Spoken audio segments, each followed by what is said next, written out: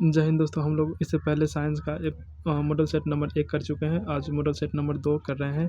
ठीक है, इसका पहला क्वेश्चन है यहाँ पे, समतल दर्पण द्वारा बना प्रतिबिंब हमेशा होता है। समतल दर्पण द्वारा बना प्रतिबिंब हमेशा काल्पनिक होता है, हमेशा काल्पनिक होता है। दूसरा क्वेश्चन कह रहा है, किसी वस्तु का आवर्धित प्रतिबिंब बनता है, मतलब पूछ रहा है कि आवर्धित मतलब बड़ा प्रतिबिंब किस दर्पण में बनता है। ठीक है, तो अवतल दर्पण। ठीक है, हाँ जानते हैं भी अवतल दर्पण का उपयोग किया जाता है। क्वेश्चन नंबर 3, क्वेश्चन नंबर 3 कह रहा है, काल्पनिक प्रतिबिंब हमेशा होता है। तो काल्पनिक प्रतिबिंब हमेशा सीधा होता है, हमेशा क्या होता है, सीधा। क्वेश्चन नंबर 4, क्वेश्चन नंबर यहाँ पे 4 कह रहा है, क्वेश्चन नंबर 4 कह रहा है कि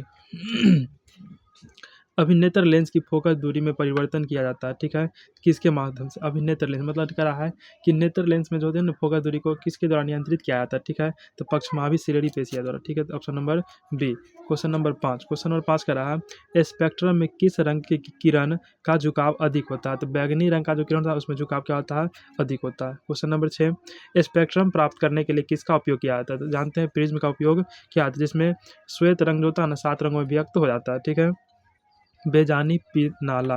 ठीक है, question number 7, question number 7 question number 7 कह रहा है कि 100 वाट का विद्युत बल्ब 250 वोल्ट के विद्युत मेन से जोड़ा जाता है, तो बल्ब में प्रवाहित धारा का मान कितना होगा, कितना होगा, 0.4 ampere. Question number 8, question number 8 कह रहा है कि जब किसी चालक तार से विद्युत धारा प्रवाह होती है तो गतिशील कण होते हैं, तो क्या होते हैं, इलेक्ट्रॉन। इलेक्ट्रॉन क्या करते हैं, गतिशील, मतलब करंट जो होता है ना, तो करंट में इलेक्ट्रॉन का ही प्रवाह होता है। ठीक है, अगला question, question number 9, question number 9,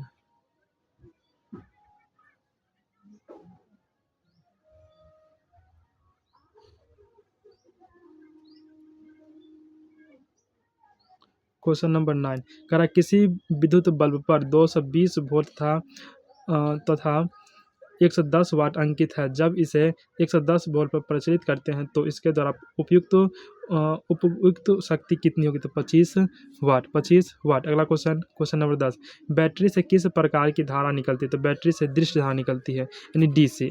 ठीक है, और इलेक्ट्रिक करंट है ना, उससे क्या निकलती है, एसी, प्रत्यावर्ती धारा।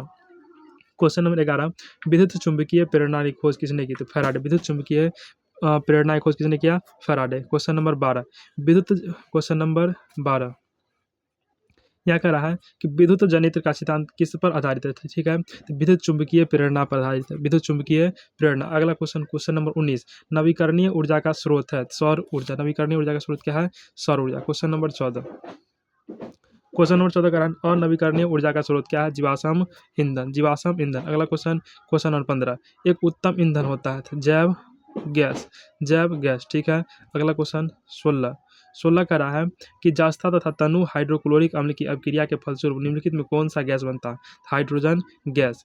कोई, अगला क्वेश्चन 17, कोई तत्व ऑक्सीजन के साथ अभिक्रिया करके उच्च गलनांक वाला यौगिक निर्मित करता है, इस यौगिक में विलय है, यह तत्व हो सकता है, ये क्या हो जाएगा, कैल्शियम।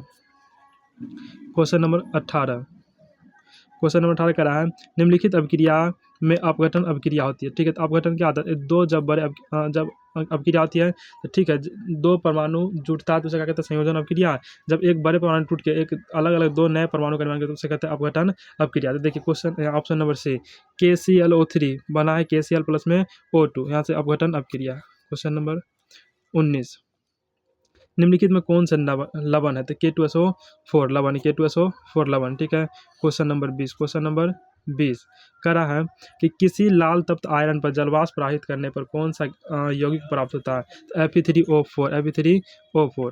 क्वेश्चन नंबर 21, हमारे शरीर में pH कितने प्रास के बीच होता है, मतलब कहाँ से कहाँ तक होता है। ठीक है, तो 7.0 से लेकर 7.8 तक, 7.0 से लेकर 7 यानी 7 से लेकर 7.8 तक होता है। ठीक है, क्वेश्चन नंबर 22, शुद्ध सोने को व्यक्त किया जाता है। ठीक है, कितने कैरेट का शुद्ध सोना जो होता है ना, शुद्ध होता है। ठीक है, तो 24 कैरेट। क्वेश्चन नंबर 23, कौन सा अधातु कमरे के ताप पर द्रव अवस्था में रहता है। ठीक है, अगर धातु पूछेगा तो क्या आ जाएगा, पारा हो जाएगा। ठीक है, और अधातु पूछता है तो ब्रोमीन, ब्रोमीन। ठीक है, अगला, शीशा, शीशा और टीन के मिश्र धातु को क्या कहते हैं, मतलब शीशा और टीन से क्या बनता है, तो सोल्डर, जिसको टंका भी कहते हैं। ठीक है,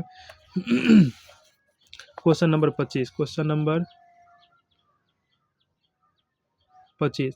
यहाँ का रहा है इथाइल अल्कोहल का अणुसूत्र क्या होता है? C2H5OH, C2H5OH, ठीक है।